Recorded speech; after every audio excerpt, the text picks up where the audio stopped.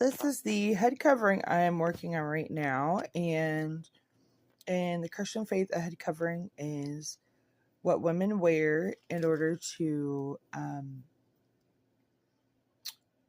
show God that she's under his protection and under authority and submitting to God during prayer.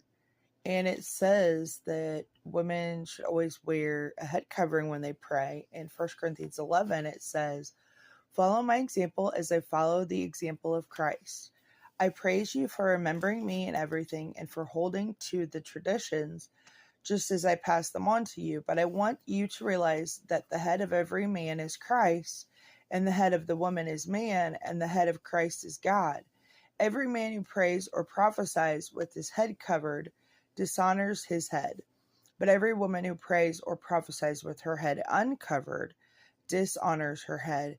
It is the same as having her head shaved. For if a woman does not cover her head, she might as well have her hair cut off. But if it is a disgrace for a woman to have her hair cut off or her head shaved, then she should cover her head. A man ought not to cover his head, since he is the image and glory of God, but a woman is the glory of man. For man did not come from woman, but woman from man. Neither was man created for woman, but woman for man. It is for this reason that a woman ought to have authority over her own head, because of the angels. Nevertheless, in the Lord, woman is not independent of man, nor is man independent of woman. For as woman came from man, so also man is born of woman, but everything comes from God. Judge for yourselves. Is it proper for a woman to pray to God with her head uncovered? Does not the very nature of things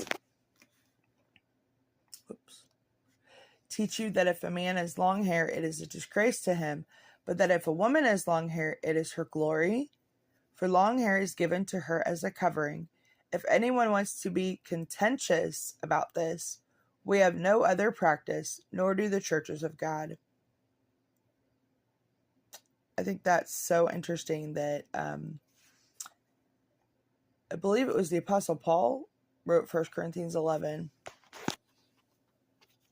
and he was Jewish, one of the very religious Jews who was killing Christians. God stopped him on the road to Damascus, blinded him, told him, "I am Jesus whom thou persecutest," and he gave his life over to God, and God healed his eyesight, and he became an apostle of the Gentiles. Praise God.